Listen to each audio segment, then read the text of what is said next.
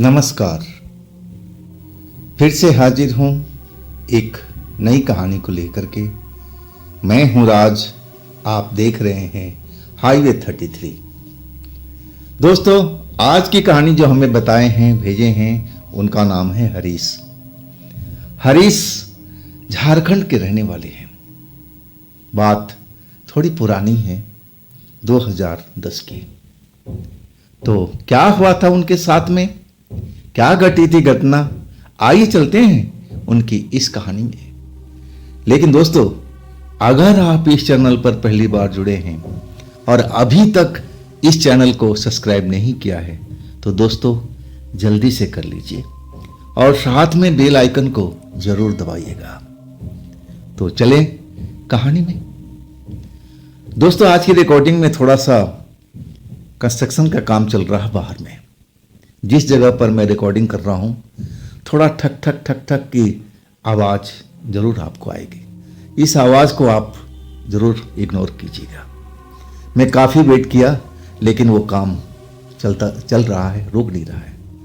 अगर मैं रिकॉर्डिंग नहीं करूँगा तो आज रात फिर आपको वीडियो मिल नहीं पाएगी।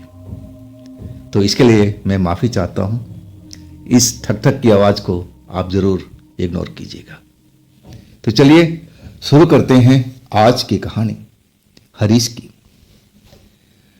दोस्तों, मेरा नाम हरीश है।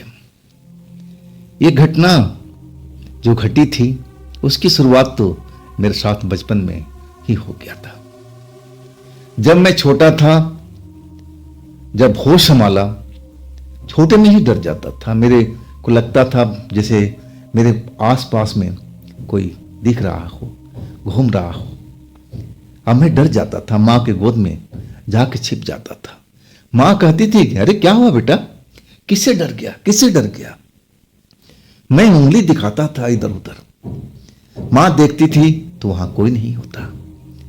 माँ उस टाइम कुछ समझ नहीं पाई थी कि आखिर मैं डरता किससे हूं जब मैं छोटा था। लेकिन हमारे जो परिवार था गरीब में जी रहा था। मेरे जो पापा थे, अब एक हाईवे पर रोड के किनारे चाय नाश्ते का दुकान खोल रखा था और वही हमारा घर का जीविका का साधन था।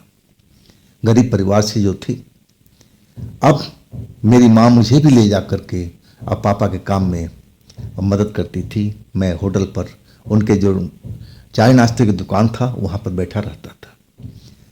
और दिन के टाइम में तो ये मुझे ज़्यादा महसूस नहीं होता था।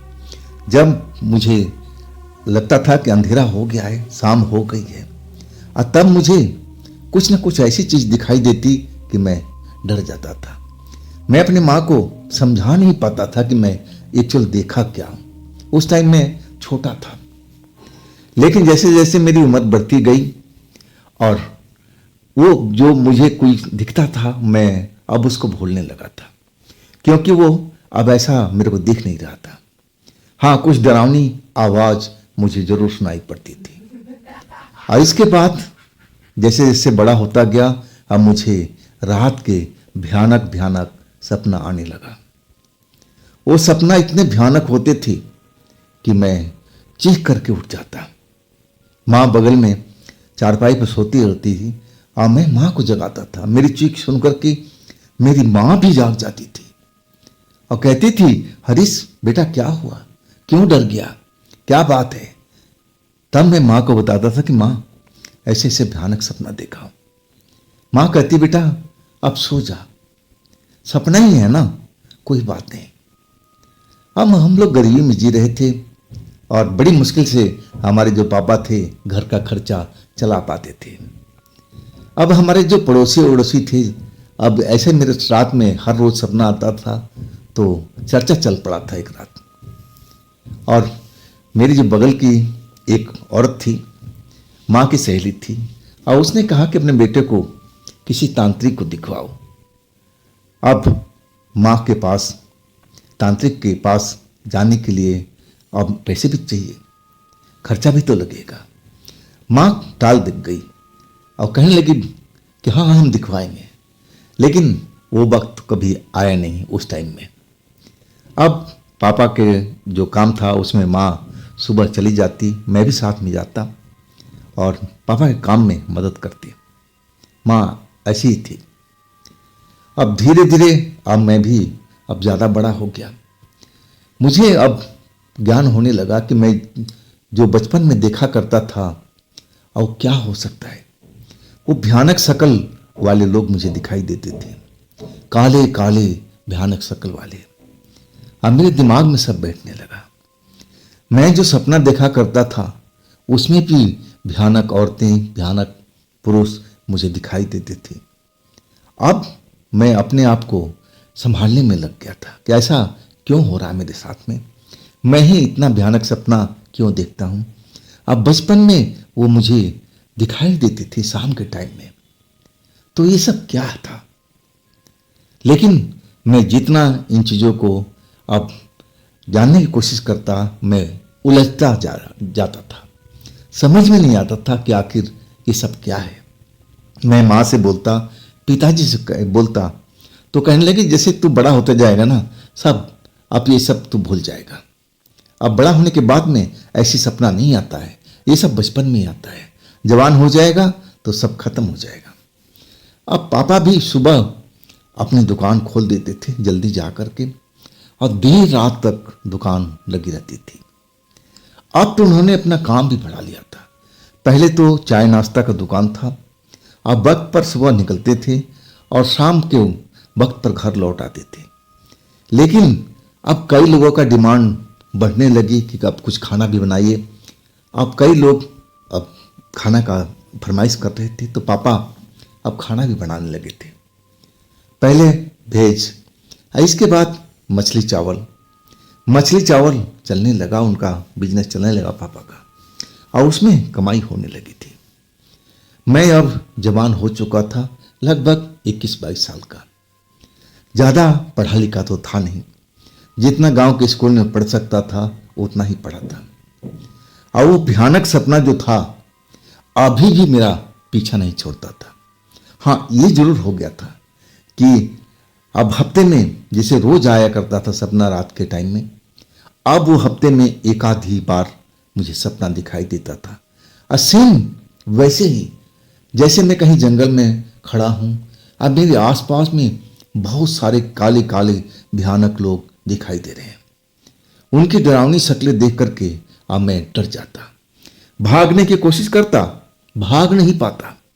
तब तक वो लोग सारे आकर के मुझे घेर लेते और भयानक हंसी हंसते मेरी तरफ देख करके। अब मैं डर जाता। डरने के बाद आंख खोलता तो पता लगता कि ये तो सपना ही है। लेकिन इतना सपना भयानक होता था कि सर्दियों की रात में भी डर के मारे पसीना आ जाता था। मैं घबरा जाता था, माँ को आवाज देता था कि माँ मुझे डर लग रहा है, सपना देखा हूं वैसा ही भयानक वाला। खैर ये तो चल ही रहा था। अब इसके बाद मैं दुकान पर पिताजी के साथ जाने लगा, उनका काम में मदद करने लगा। अब जो मेरी माँ थी अब घर पर ज़्यादा रहती थी, घर को संभालती थी, और मैं अपने पापा के साथ दुकान पर। दुकान अब मज़े से चल रही थी, कमाई भी हो रही थी। अब जो घास फूस का वो छप्पर बना रखा था, अब पिताजी ने थोड़ी अब उसमें चेंजेस कर दिया था। अब वो सीमेंटेड चद्दर लगा दिया था और एक तरह से टेम्परेरी ढाबा बन गया था। उसमें ज़्यादातर जो रोड पर चलने वाले लोग थे वही आकर के भोजन किया करते थे। ट्रक वाले, साइकिल वाले, अब जो भी यात्री हो जो भूखे होते थे और वो आकर के हमारे ढाबा पर रुकते थे। अब छोटा सा तो ढाबा था और भोजन करते थे, सस्ता था। औरों के ढाबा के अकॉर्डिंग हमारा जो ढाबा था बहुत सस्ता था और लोग बाग तभी आते थे।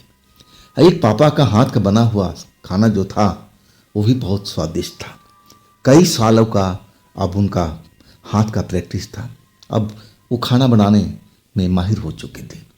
खास करके जो मछली बनाते थे ना, तो उनकी बात ही अलग थी। लोग बाग मछली करी की बहुत ही तारीफ करते थे।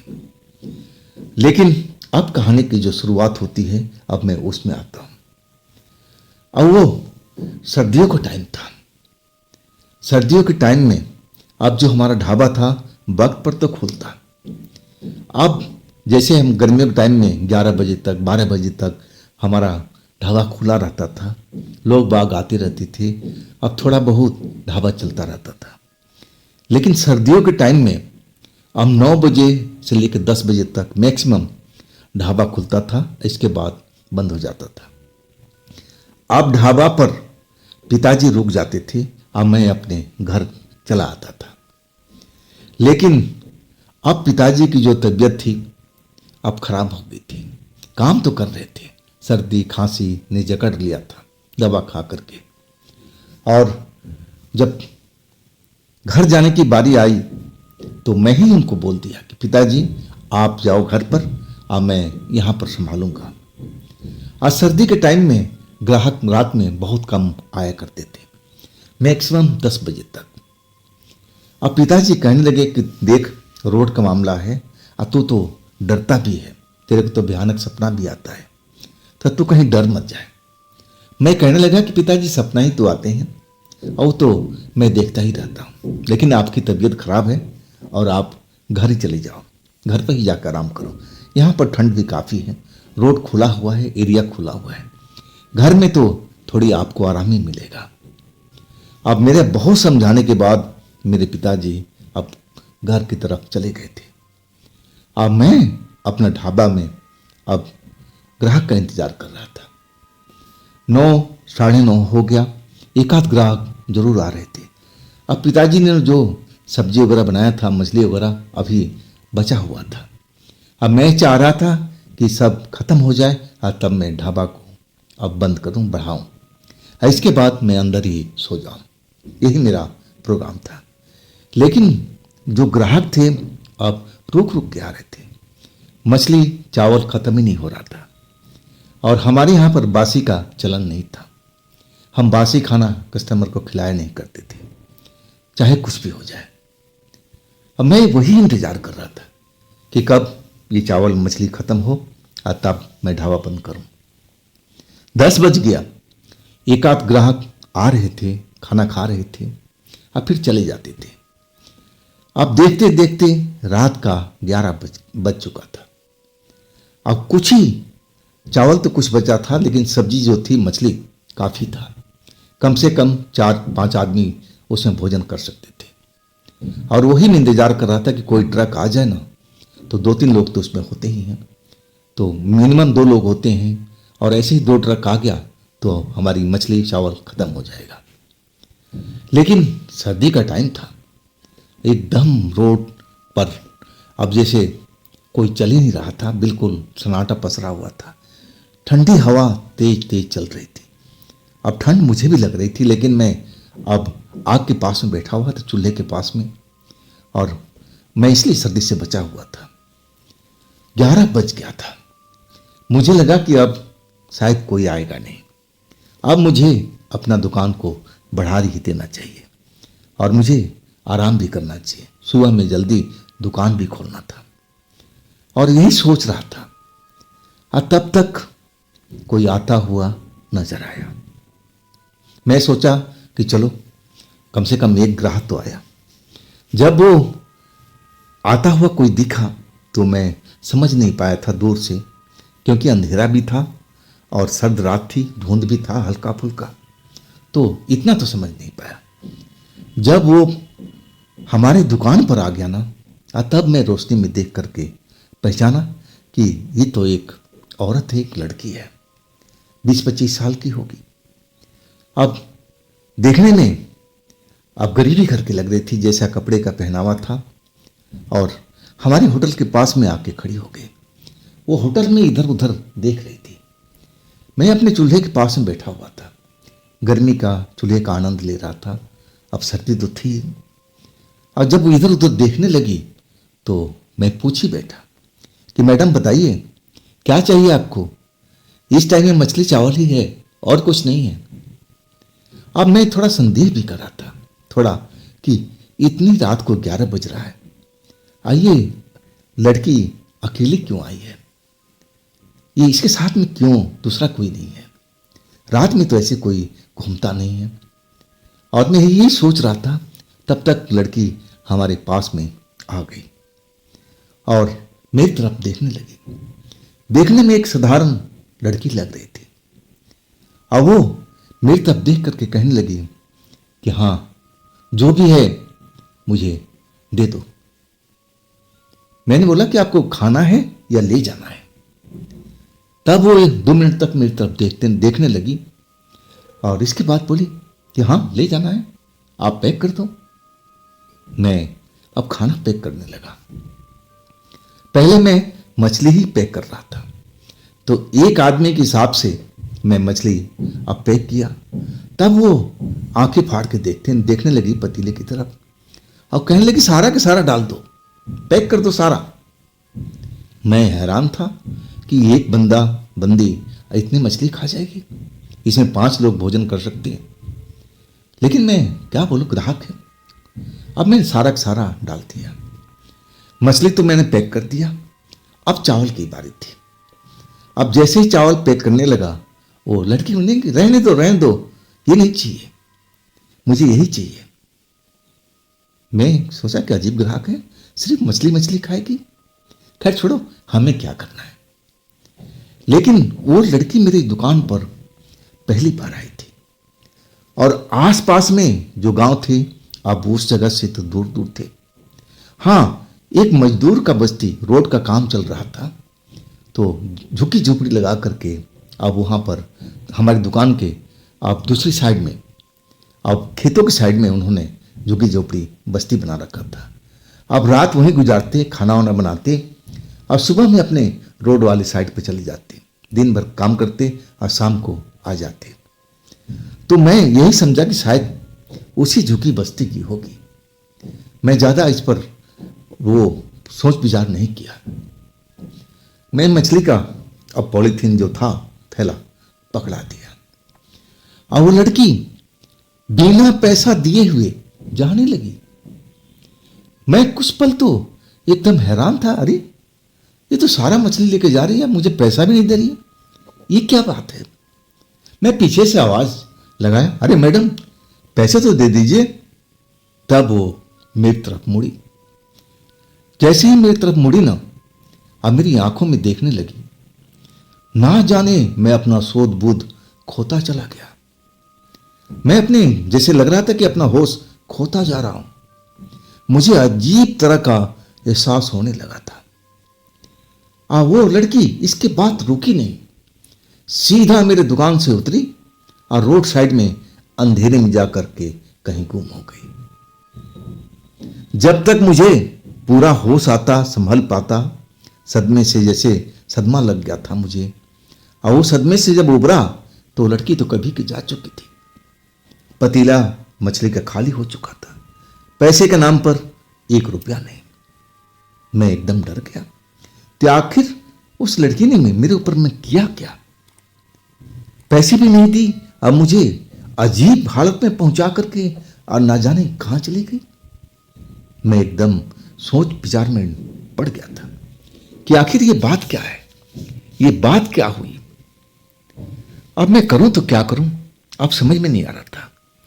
अब पापा पूछते कि आज की कमाई क्या हुई, मछली भी खत्म हो गया, चावल बचा हुआ था, तो मैं क्या जवाब दूंगा। अब सोचने लगा कि चलो कोई बात नहीं, पापा को मैं समझा दूंगा कि मेरे से भूल हो गई, मैं पैसा मांगना ही भूल गया। अब यही बोल सकता था। आखिरकार दुकान बढ़ा दिया। अब मैं जहाँ सोया करता था, पापा मेरे सोया करते थे, और उस जगह पर अब कंबल ओढ़ करके अब घुड़क सा गया था। सर्दी की अब ठंडी लग रही थी, हवा भी बाहर तेज चल रही थी, धुंध भी फैल रहा था और मैं नींद में जाने की कोशिश कर रहा था। लेकिन मेरी आंखों के सामने उसी लड़की का अब शक्ल मुझे दिखाई दे रहा था कि कैसे मुझे बेवकूफ़ बना करके और सारा मछली लेकर चली गई। अब पैसा तो दिया नहीं, जरूर उसी झुकी बस्ती की होगी। मैं कल सुबह जब पापा आ जाएंगे ना, तब मैं उस झुकी बस्ती में जाऊंगा और उस लड़की को देख करके जरूर पहचान लूंगा। अब फिर मैं पैसा उसे छोड़ूंगा नहीं, चाहे कुछ भी हो जाए। मैं सारा प्लान अपने मन में बनाने लगा। कब मुझे नींद आ गई मुझे पता भी नहीं चला। मैं गहरी नींद में चला गया था। और वो सपना जो मैं देखा करता था, डरावना सपना, कई दिनों से मैं देखा नहीं था। लेकिन जैसे ही उस रात मुझे गहरी नींद आई, अब मैं सपने में खो गया था। मैं देख रहा हूं कि इसी रोड पर हूं मैं।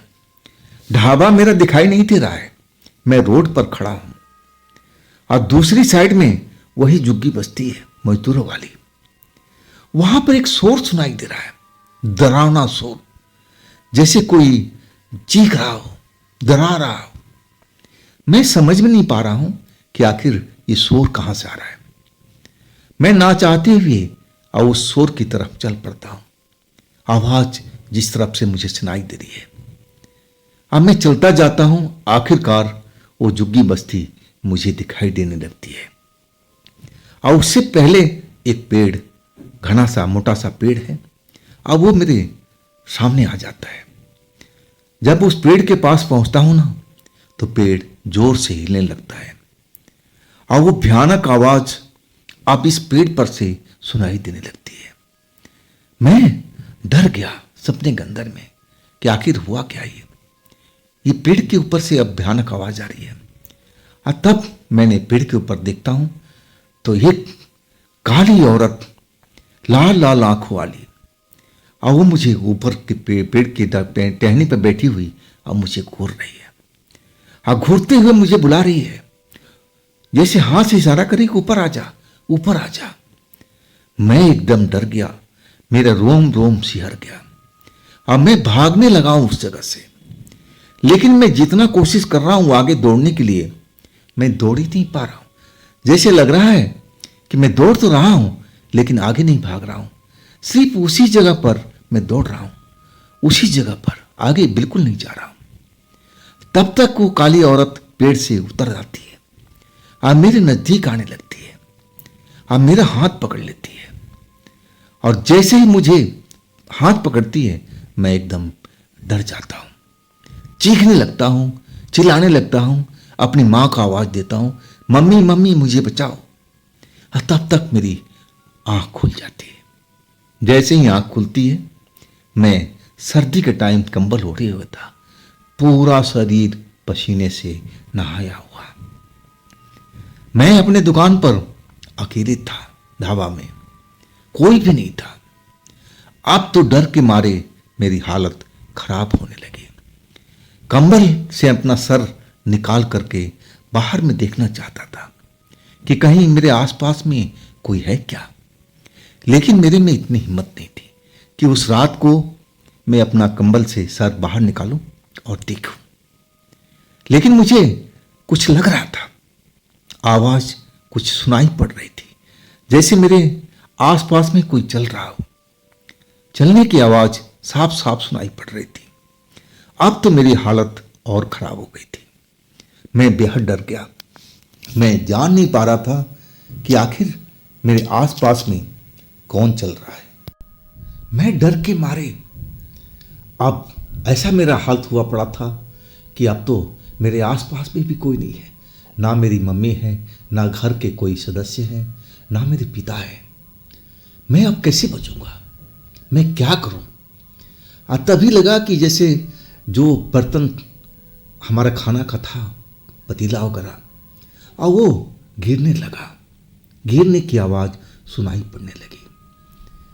अब मैं कंबल से थोड़ा सा अपना चेहरा बाहर निकाला, और जैसे ही निकाला तो क्या देख रहा हूं कि वही लड़की जो मछली खरीद करके ले गई थी, पैसा बिल्कुल नहीं दिया था, और वही लड़की अब पतीला में इधर से उधर देख रही है, और जो खाली पतीला है जमीन पर पटक रही है। तो आखिर ये कौन है लड़की भाई? मुझे लगा कि वो कोई चोरनी है। अगर मैं जान जाता कि कोई आत्मा है, कोई भूत है, कोई ऐसी चीज है, तो मैं तो बिल्कुल उसके पास नहीं जाता। लेकिन मुझे लगा कि अरे इतनी मछली खा करके ले गई, अब पैसा भी नहीं दिया, और दोबारा हमारे दुकान में घुस गई है, फिर हमारी दुकान से कोई चीज चुराने की कोशिश कर रही है। अब मैं सही मायने में, अब जो डर था ना मेरा एकदम निकल गया। मैं सोचा कि अब इसको पकड़ ही लूँ। ये हमारे होटल के अंदर में ना जाने किधर से घुस आई है और सामान अब चुराने की कोशिश कर रही है। मैं कंबल से बाहर निकला, धीरे धीरे अब उसकी तरफ बढ़ने लगा। मैं देखा एक पतीले के अंदर झांक रही थी, ना जाने उसमें क्या ढूंढ रही थी, और दूसरा पतीला हाथ में लिए हुए थी। और जैसे ही मैं उसके पीछे पहुंचा और एक पर एक उसको मैं चिल्ला के बोला कि तुम मेरी दुकान में चोरी करने आई हो, पहले तुम मछली लेके गई, उसका पैसा नहीं दिया। और जैसे ही मैं इतना ही बात बोला था, वो तो मेरी तरफ मुड़ गई। वही लड़की थी, अब तो शक्ल मेरे सामने में थी, जो मुझे बेवकूफ बना करके और मछली ले गई और पैसे भी नहीं दिए। दोनों हाथ में उसका पतीला था टंगा हुआ, और वो धड़ाम से नीचे छोड़ दिया। एक में तो कुछ मटेरियल जरूर था, एक बिल्कुल खाली था।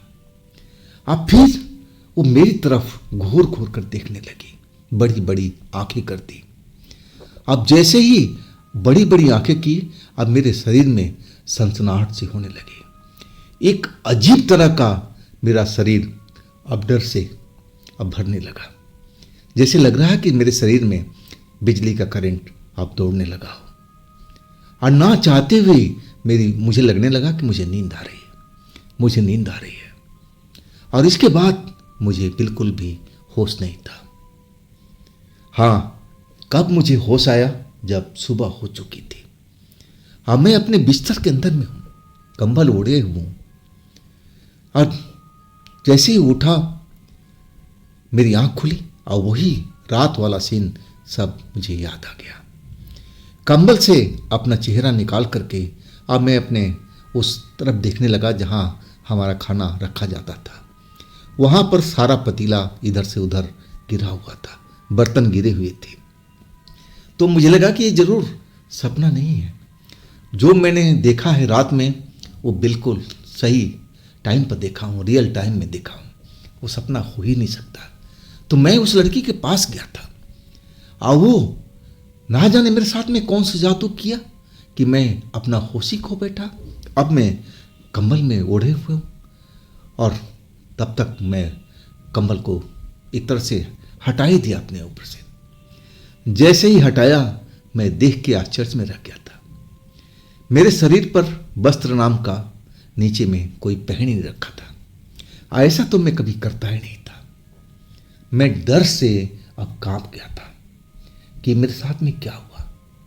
मैं ऐसा कभी सोता नहीं था।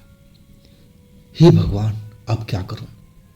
तब तक मेरे जो पिताजी थे सुबह सुबह अब दुकान में आ गए। अब मजे की बात है कि दुकान का अंदर से दरवाजा बंद है। आखिर वो लड़की आई तो कहां से, कैसे आई। दरवाजा पीटने लगे, मेरा नाम लेके पुकारने लगे, हरीश बेटा, हरीश बेटा, उठ जाओ बेटा, सुबह हो गई है, सुबह हो गई है। अब मैं अपना जो कपड़ा था देखने लगा। कपड़ा देखा तो चारपाई के नीचे अब गिरा हुआ है। जल्दी जल्दी कपड़े पहन करके अब भागा मैं गेट खोलने के लिए। मैं डरा हुआ था इस वक्त में। जब दरवाजा खोला ना, और जब पिताजी अंदर आए, तो ढाबे की हालत देख करके और एकदम सन रह गए थे। वो कुछ बोले नहीं, बस जो बर्तन गिरे हुए थे उनकी तरफ देख रहे थे, और कभी मेरी तरफ में, मतलब ये पूछ रहे हूं ये सब क्या है, क्या हुआ है। और तब तक मैं बोलने लगा। रात की सारी घटना मैं अपने पिता को बताने लगा। बस एक घटना मैं नहीं बताया था कि मैं रात में बिना कपड़ों के लेटा हुआ था। ऐसा कैसे। मैं पिता से बहुत शर्माता था, ऐसी वजह से मैं बता नहीं सका था। अब सारी घटना सुनकर के मेरे पिताजी एकदम हैरान थे। उनको समझ में नहीं आ रहा था कि आखिर ऐसा कैसे हो सकता है। दरवाजा बंद है, अब कोई बाहर से कैसे आ सकता है बिना दरवाजा खोले। ये तो कमाल वाली बात थी ना। अब मेरी तरफ देख के कहने लगे कि बेटा तुम तो ठीक हो ना, तुम्हें कोई नुकसान तो नहीं हुआ, कोई चोट तो नहीं लगी। मैंने बोला नहीं पिताजी, मैं बिल्कुल ठीक हूं। तब पिताजी सारा पतीला होता सब उठाने लगे। अब मुझे कहने लगे बेटा तू घर जा तू, और घर पे जाकर आराम कर, मैं अब दुकान संभाल लूंगा, मेरी तबीयत अब ठीक है। अब मैं डरा हुआ था। मैं भी उस जगह पर रुकना नहीं चाहता था। आज सीधा मैं अपने घर पहुंच गया। घर पहुंचने के बाद अब मैं अपनी माँ से भी ये सब बातें नहीं बताया। बस जाते ही मुझे अभी भी नींद लग रही थी, जैसे लग रहा था कि आंख भारी हो। अब मुझे नींद आ रही है। जाके मैं सीधा बिस्तर में अब घुस करके कंबल ओढ़ लिया था। अब फिर कब मुझे नींद आ गई मुझे कुछ भी मालूम नहीं। आखिरकार जब मम्मी ने मुझे उठाया तो दोपहर हो चुका था। अब मम्मी कहने लगी, बेटा तू दुकान पर नहीं जाएगा क्या? कब तक सोता रहेगा? दोपहर हो चुकी है। अब तू उठ, ब्रश उस कर और नाश्ता पानी कर, दुकान पर जा। तेरे पापा तेरे बाट देख रहे होंगे। मैं उठा और मम्मी की तरफ देखने लगा।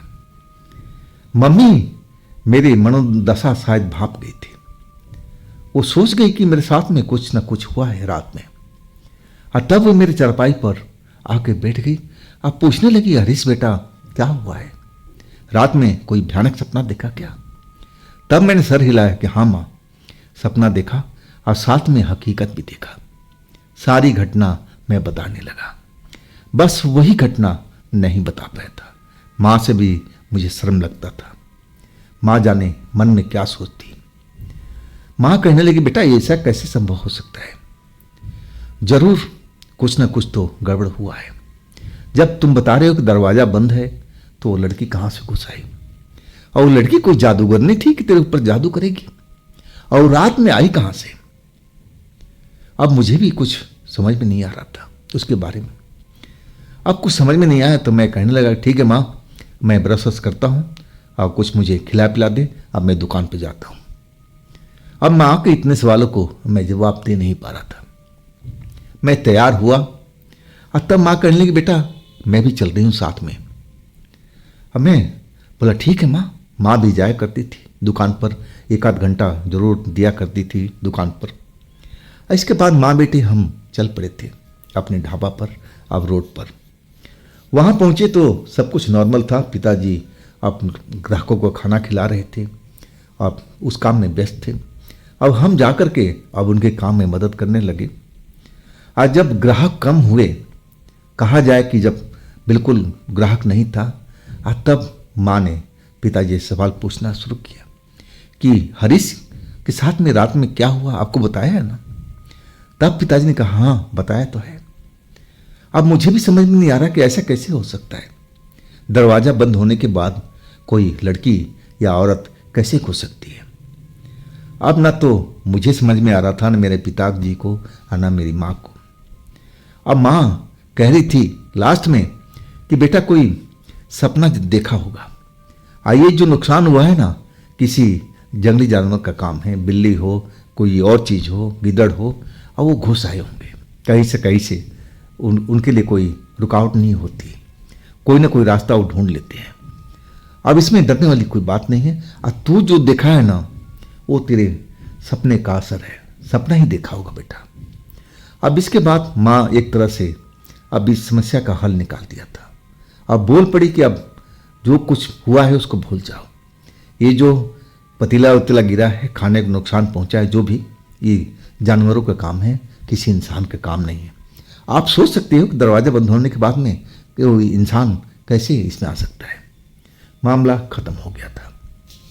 अब अपने काम में हम लग गए थे। अब शाम की तैयारी हो रही थी खाना बनाने की। अब मुझे मछली लेने अब जाना था बाजार में।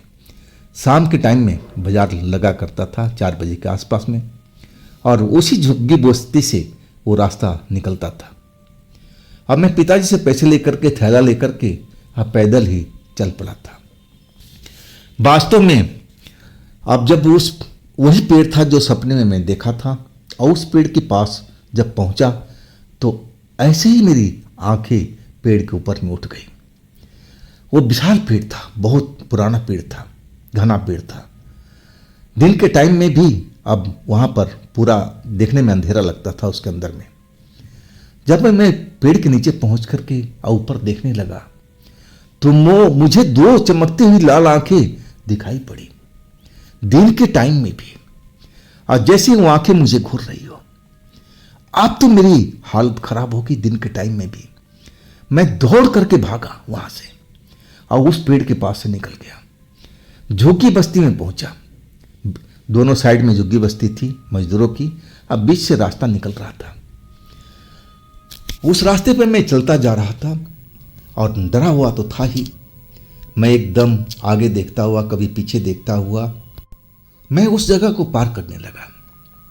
वहां पर झुग्गी के जो बच्चे थे अब खेल रहे थे। उसमें एक बड़ी लड़की भी थी और जो मैं कपड़ा रात में देखा था उस लड़की को पहने हुए, मुझे लगा कि वही लड़की हो सकती है जो मेरी मछली लेके चली गई थी, पैसा नहीं दिया था और रात के टाइम में आकर के और वो मेरे बर्तन भाड़ा को नुकसान भी पहुंचाया और मेरे साथ कुछ गलत हरकत भी की है। मुझे अब गुस्सा आ गया था। आइए तो मैं डरा हुआ था उस पेड़ पर लाल लाल आंखें देख करके। लेकिन जब उस लड़की को देखा ना वहां बच्चों के साथ में खेलते हुए, तो मुझे लगा कि वही है। मुझे जाना चाहिए, पूछना चाहिए, क्योंकि उसका चेहरा मुझे दिखाई नहीं पड़ रहा था। वो सामने की तरफ देख रही थी। और ना मैं देरी नहीं किया, सीधा उन बच्चों के पास पहुंच गया जो खेल रहे थे।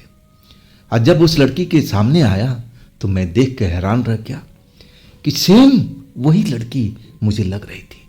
चेहरा मोहरा सब कुछ वही, कपड़ा पहनावा सब कुछ वही। मैं देखते ही पहचान सा गया था। हाँ, मैं अब उस लड़की से पूछने लगा, अरे लड़की, तू रात में मेरे होटल में आई थी, मछली ले गई थी और तूने पैसा दिए बगैर ही चली आई। वो लड़की आश्चर्य से मेरी तरफ देख रही थी। कहने लगी, मैं तुम्हारे होटल पर? नहीं नहीं, तुम्हें गलतफहमी हो रही है। मैं तुम्हारा होटल पे कब गई?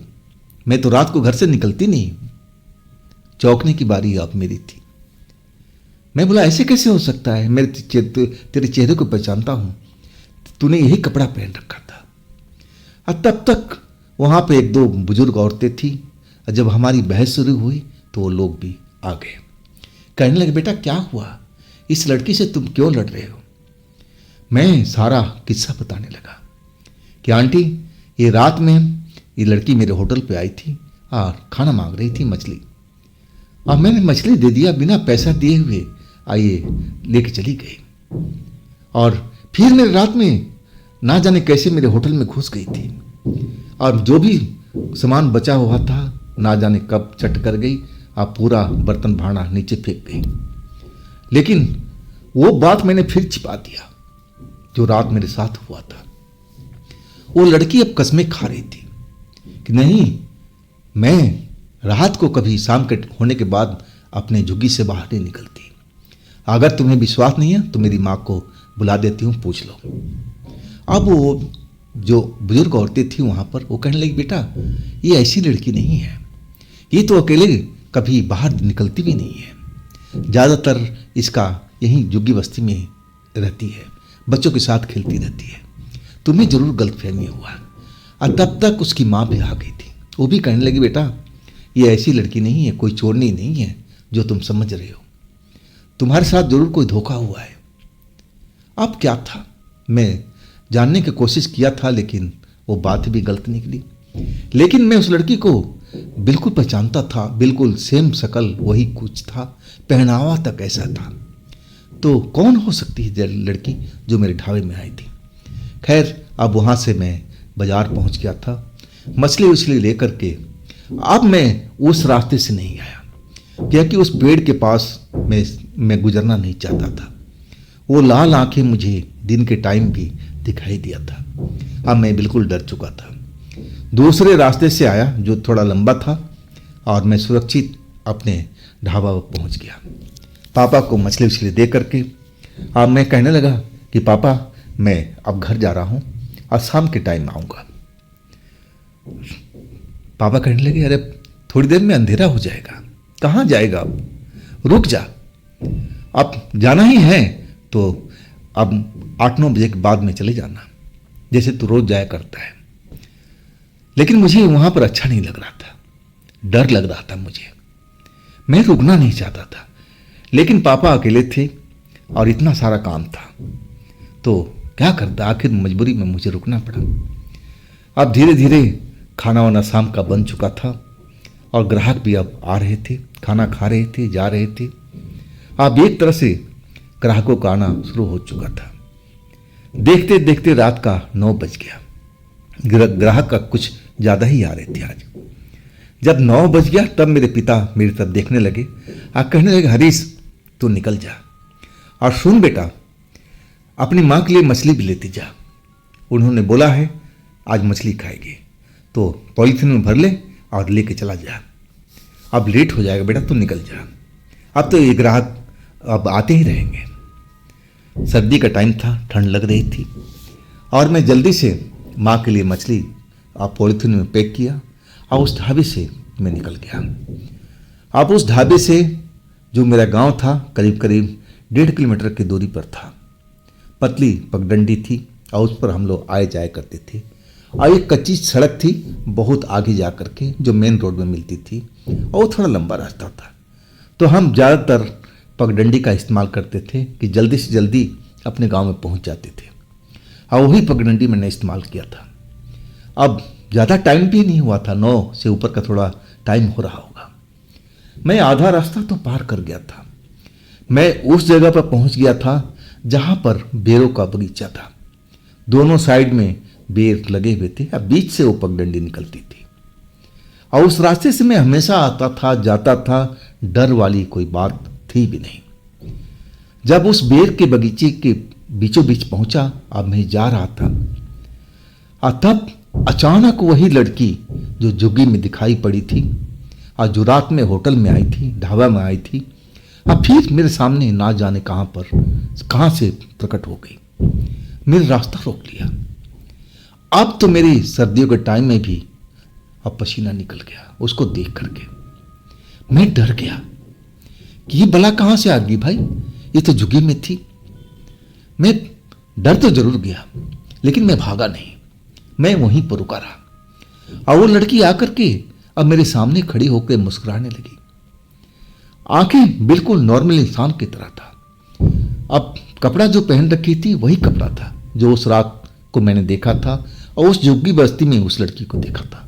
कोई फर्क नहीं था, ना शकल में, ना सूरत में, ना लंबाई में, सब कुछ वही था।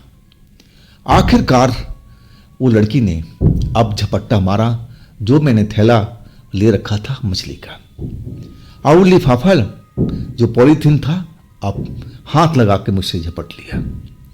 अब मुझे उसने एक धक्का दिया। जैसे ही मेरे सीने पर अपना हाथ रखा और जोर का धक्का दिया ना, तो ऐसा लगा कि मेरी जान ही निकल गई हो।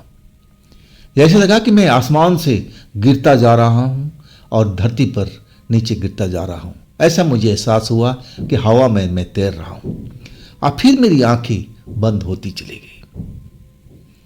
जब मुझे ठंड का एहसास होने लगा, ऐसा लग रहा था कि शरीर मेरा ठंड से जमता जा रहा है। और तब मैंने अपनी आंखें खोला। मैं क्या देख रहा हूं कि मैं उसी बेरों वाला इलाके में हूं, कच्चे रास्ते पर। अब मेरे शरीर पर कपड़ा नाम का एक चीज भी नहीं है। मेरा शरीर जैसे ठंड से जमता जा रहा हो। मैं देख रहा हूं आसपास में कोई भी नहीं है। कपड़ा मेरे बगल में गिरा हुआ है। मैं जल्दी से उठता हूं, डर के मारे मेरा बुरा हालत होता है और इसके बाद कपड़ा पहनता हूं और सीधा दौड़ते हुए अपने घर की तरफ भागता हूं। घर पहुंचने के बाद अब मैं दरवाजा खुलवाता हूं अपनी मां को आवाज दे करके और मां दरवाजा खोलती है और चौंक के कहती है, अरे बेटा इतनी रात का क्यों आया, ढाबा पर ही रुक जाता, देख आधी रात हो रही है। अब तो मैं और चौंक गया। मेरी हालत देख करके मां अब शायद समझ गई थी कि मेरे साथ कुछ बुरा हुआ है और कहने लगी, बेटा तू घबराए हुआ क्यों हुआ, क्या हुआ तेरे साथ में। तब मैं डरा नहीं, एक एक चीज अपनी मां को बताने लगा। वो बात भी बताई जो मेरे शरीर पर कपड़ा नहीं था। आप ये सारी बात सुनकर के मेरी मां तो जैसे कांप गई थी। अब वो रोने भी लगी थी। मेरी हालत भी कुछ ऐसी थी। मां बेटे दोनों हम रोए जा रहे थे डर के कारण। अब फिर मां चुप हुई, कहने लगी, बेटा रात कैसे भी बिता ले, कल मैं तुम्हें लेके किसी तांत्रिक के पास जाऊंगी। अब अब मैं देर नहीं करूंगी। पहले तो तुझे सपना ही आता था, भयानक सपना। अब तू डरावनी आवाज सुना करता, लेकिन अब तो तेरे सामने में वो आ रही है। मैं माँ की बात सुन करके मैं खुद हैरान रह गया था कि माँ बोलना क्या चाहती है। मैं पूछ बैठा कि माँ, क्या तुम जानती थी कि मेरे साथ में क्या हो रहा है? माँ आंखें चुराती हुई कहने लगी, हाँ बेटा, मुझे पता था बचपन से। जब तू डरता था ना, आज तू उंगली उठा के दिखाता था, तो मुझे भी कुछ नजर आता था। मैं देखती थी एक काली परछाई हिलती डुलती नजर आती थी, और फिर वो गायब हो जाती थी। जब भी तू दिखाता था ना कि माँ वो रहा, तब मैं देखती थी, लेकिन मैं तुझे डराना नहीं चाहती थी। मैं जानती थी कि तेरे साथ ये बचपन से ही जुड़ा हुआ है, ना जाने कौन सी शक्ति है, क्या है। मैं कई तांत्रिकों से मिली थी और तांत्रिक तेरे इलाज भी किए थे बेटा, तुझे याद नहीं होगा, बचपन की बात है। और वो कहने लगे कि जैसे जैसे तेरी उम्र बढ़ती जाएगी, ये तुम्हारा पीछा छोड़ देंगे, डरने की आवश्यकता नहीं। आज तक तुम्हारे बेटे को कोई नुकसान पहुंचाया, दूर से ही देखते हैं ना। और इसके बाद तू ठीक भी हो गया था। माँ जब कहने लगी, तब मैं तो और डर गया था कि माँ को सब कुछ मालूम था, अब मैं ही समझ नहीं पा रहा था। अब जैसे तैसे रात गुजरी और सुबह होते ही हम माँ बेटे तांत्रिक के पास चल गए थे। और तांत्रिक मुझे देख करके अब बताने लगा कि देखो, अब तुम्हें पूजा पाठ करवाने की जरूरत है और इसमें लंबा सा खर्चा आएगा। और खर्चा का ब्यौरा देने लगे कि इतने सामान लगेगा, और ये पूजा 2 दिन में पूरा होगा, 2 रात लगेगी, इसमें कई लोग लगेंगे। अब इतना लंबा खर्चा था कि हम तो सुन करके दहल गए थे। माँ कहने लगी, ठीक है आप लोग कीजिए, मैं सारा पैसा दूंगी। मैं माँ की तरफ देख रहा था कि माँ इतना पैसा क्यों दोगी? तब कहने लगी, बेटा पहले भी तेरे ऊपर मैंने काफ़ी खर्च किया है और आज भी करूंगी। मैं तुझे सुखी देखना चाहती हूँ और उस प्रेत शक्ति से तुझे दूर करना चाहती हूँ। अब देखते हैं, अब इतना पैसा खर्च करके अगर तू सही हो गया, तेरे पास वो शक्ति नहीं आती है, तो हम समझेंगे कि हमारा पैसा वसूल हो गया है। और इसके बाद माँ ने वही किया जो ठान रखी थी। पिता को बताई थी, पिता मना कर रहे थे कि दूसरी जगह चला जाए, लेकिन माँ नहीं मानी। पैसा पूरा उसने दिया। इसके बाद तांत्रिकों ने पूजा पाठ भी किया। और इसके बाद मेरे गले में एक रक्षा कवच दे दिए थे और कहने लगे कि बेटा इसको अब अपने गले में हमेशा बांध के रखना। अगर ये टूट जाए तो हमारे पास में आ जाना, खो जाए तो हमारे पास में आ जाना, क्योंकि तेरा गला जो है अब सूना नहीं होना चाहिए। जरूर ये रक्षा कवच तेरे गले में पड़ा रहना चाहिए। और इसके बाद वो रक्षा कवच हमारे गले में होता था। मैं देख लेता कि पुराना हो चुका है, टूटने के कगार में है, तो मैं उस तांत्रिक के पास चला जाता था और रक्षा कवच बना के देते थे। अब तो अब ये कहानी को लंबा टाइम हो चुका है, शादी ब्याह भी हो गया है, बच्चा भी हो गया है, लेकिन उस पूजा के पाठ के बाद वो जो भूत प्रेत मुझे दिखाई देते थे, डरावनी आवाजें, और वो खास करके लड़की वाला किस्सा जो मेरे साथ में 2 बार हो चुका था, अब मेरे पास वो नहीं आती थी। ना जाने कौन सी शक्ति थी जो मेरी बचपन से पीछा कर दी थी, अब मुझे क्या चाहती थी। मैं तांत्रिक से पूछा भी था कि बाबा ये सब मेरे साथ में क्यों हो रहा है, ऐसा मेरे में क्या खूबी है। तब बाबा हंसते थे, कहने लगे बेटा तू समझ नहीं पाएगा, अब जो हमने कर दिया है अब उसे वो आत्माएं, वो शक्ति तेरे पास में नहीं आएगी। अब फिर वास्तव में जो बाबा बोले थे ऐसा ही हुआ था। अब मैं बिल्कुल स्वस्थ हूँ, ठीक हूँ और बुरे सपने भी नहीं आते, ना वो लड़की नजर आती है। तो दोस्तों ये थी आज की कहानी हरीश जी की। अगर आपके पास भी ऐसी कोई घटना है जो आप मुझे बताना चाहते हैं तो आप मुझे इंस्टाग्राम पर या मेरे व्हाट्सएप नंबर पर अपनी घटना को, अपनी कहानी को आप भेज सकते हैं। और दोस्तों आप मेरे दूसरे चैनल पर भी जाइए, उसमें भी अच्छी अच्छी कहानी हमने डाल रखा है, डालते रहते हैं, तो उनका भी आप आनंद लीजिए। चैनल का लिंक मैं डिस्क्रिप्शन बॉक्स में दे रखा हूँ, तो एक बार ज़रूर विजिट कीजिएगा, उन कहानियों का आनंद जरूर लीजिएगा। फिर हम मिलते हैं कल इसी जगह, इसी चैनल पर, इसी टाइम में। आप लोग अपना ख्याल रखिएगा। नमस्कार।